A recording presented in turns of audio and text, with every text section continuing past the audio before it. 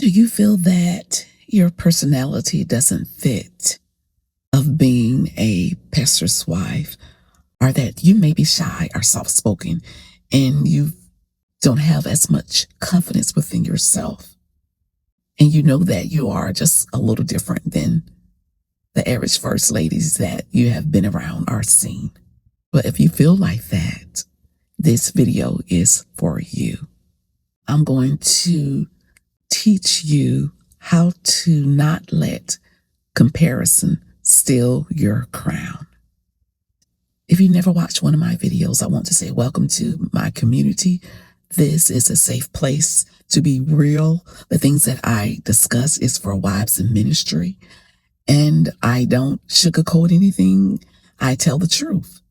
There is a pressure of having a certain image, a certain personality as being a pastor's wife. And if you don't have those characteristics, it's easy to feel that you're not called. And if you're not careful, you will start believing those lies that the enemy has put in your head, and you will start operating your life from those lies that you believe within. God made each of us different.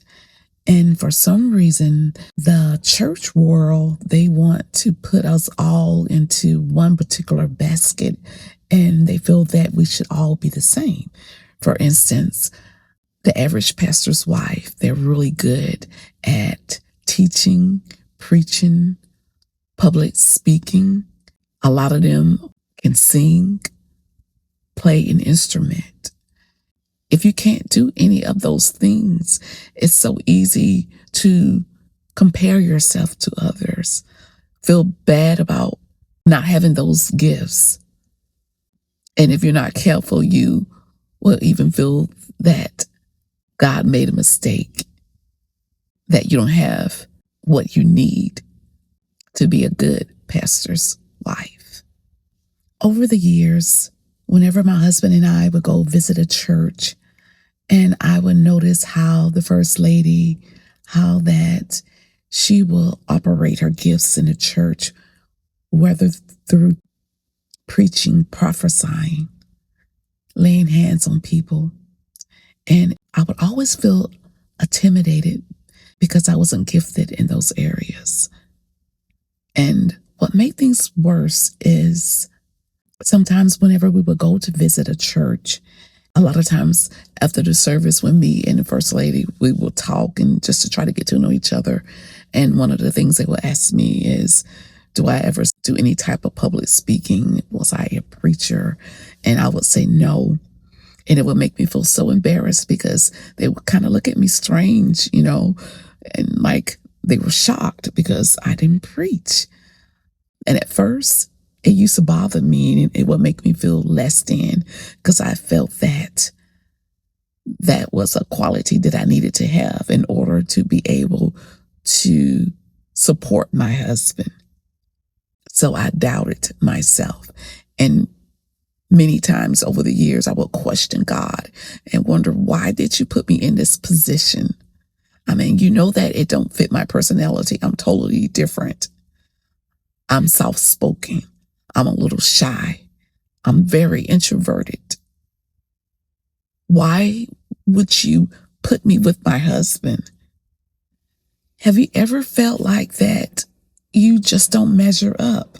And if so, let me know in the comments. So that's something that I struggled with for many years, wondering where's my special place, what it is that God want me to do.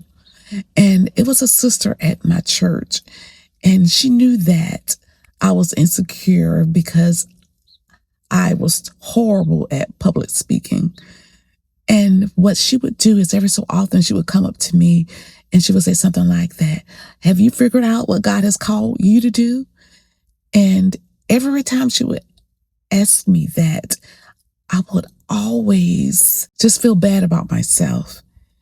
And it would have been different if she was asking me that because she was concerned and she wanted to encourage me, but it wasn't for that particular reason. She did it just to torment me.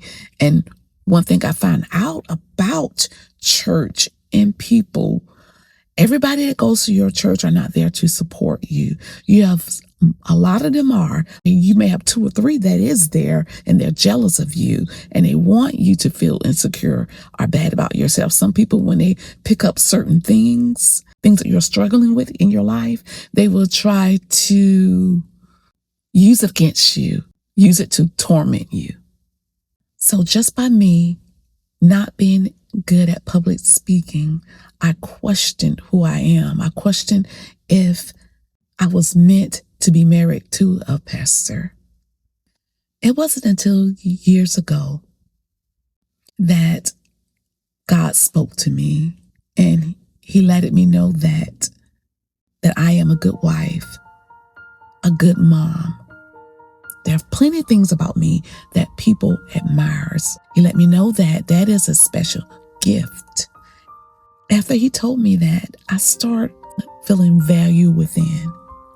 And I knew that I was on the right track, and that being a good wife, a good mom, creating a peaceful environment at home, encouraging others around me.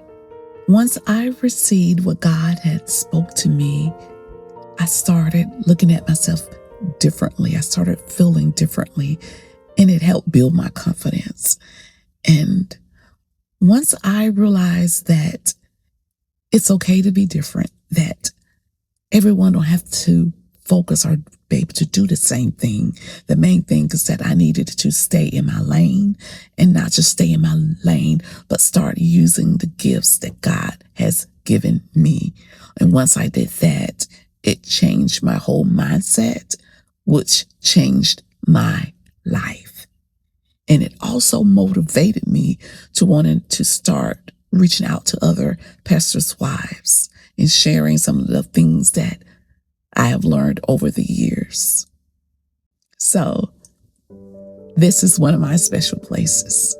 And I would have never have been able to walk into this season of my life if I would have constantly always compared myself to others, looking at what I can't do and not valuing the gifts that God has given me. God has placed you in your position for a reason, and no one else can fulfill the role but you. Your struggles, the things that you've gone through in your past, are for women just like you. And there are going to be opportunities in your life to where he's going to surround you with women that needs you, women that you are going to be able to encourage, pray for, understand, because you guys have been through the same thing, and you're going to be able to hold their hand and let them know that they can make it because you have. Stop and just think about the special thing that God has put inside of you that makes you different. And sometimes we can't see it because we focus so much on negative things about ourselves. And so one thing that really helped me to see the gifts that God has given me is I talk to my children, my girls, and I ask them, what do you think it is that makes me special? Something that I'm good at. And once they start sharing some of those things with me, I cried. And I cried because I wasn't able to see those things. And a lot of times we don't realize the role that we play in other people's lives or how we have helped someone, because the enemy don't want us to see it. He just want us to focus on things that we don't like about ourselves. So I encourage you to talk to your loved ones, and not just talk to your loved ones, but just sit down, write down some things about yourself that you feel that you're naturally good at. And that's going to help you to feel better about yourself. And not only that, it's going to help you to have more clarity in what you need to be doing with your life. what you need to focus on. When I start focusing on my own strengths, I was able to stop focusing on what someone else can do. And I started using the gifts, the talents that God has given me. And once I started doing that, it changed my life. It transformed me, and I was able to see beauty within myself. Tip number 2, guard your heart. You got to be careful about the way that you think and feel about yourself, because if you think about yourself in a negative way, then that is what's going to come forth in your life. In the Bible, in Proverbs, the 23rd chapter and the 7th verse, it says, as a man thinketh, so is he. So you want to be careful about the way that you think about yourself. Start practicing thinking good thoughts and pay attention to your thoughts, and just don't let your mind just ramble and think about whatever it wants to, because you have to learn how to take control of your thoughts. And how you take control of your thoughts is by thinking about what you are thinking about. And if it's a negative thought, you're going to have to change it into something positive. Once I started thinking positively about myself, that is when God gave me the desire in my heart to help wives in ministry and also write my first book. And I would not have been able to do that if I didn't change the way that I felt about myself. Your thoughts does matter. Tip number 3, reject the enemy's lies. I've been a first lady for over 30 years now, and not until a couple of years ago, I believed that I wasn't called because my personality is different. I don't like being in a spotlight. I'm not good at public speaking. God started dealing with me, and I realized that I am who I am, and I am who God wants me to be. And God made my personality the way it is because He wants me to help you.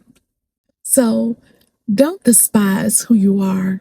If you are a little awkward or different, God made you like that because He wants you to reach out and help women just like you.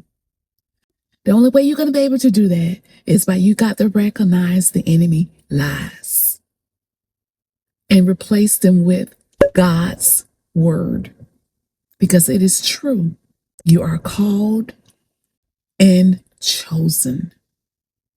God doesn't make mistakes because He is omnipotent.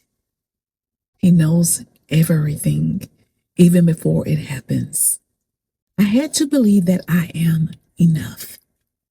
And that's one thing that you're going to have to do too. Your unique gift is needed. Don't allow the enemy to stop you by comparing yourself to others. There is beauty inside of you. You just have to start using what God has given you. When you know your worth, you will flow from overflow, not emptiness. If you need more encouragement, you need to get my book. In chapter 2, I talk about this particular topic and give you the tools that you need to overcome the comparison trick. The information is going to be in my description box and also in the pinned section of this video. What is one unique gift God has given you for your ministry or family? Drop it in the comment section. If you want to hear more videos like this one, and you may just want to support me, subscribe to my channel so that we can grow and blossom together. Most importantly, I want you to remember that you are fearfully and wonderfully made for your calling. So keep embracing your crown. Stay tuned in for my next video about the hidden power that every pastor's wife has.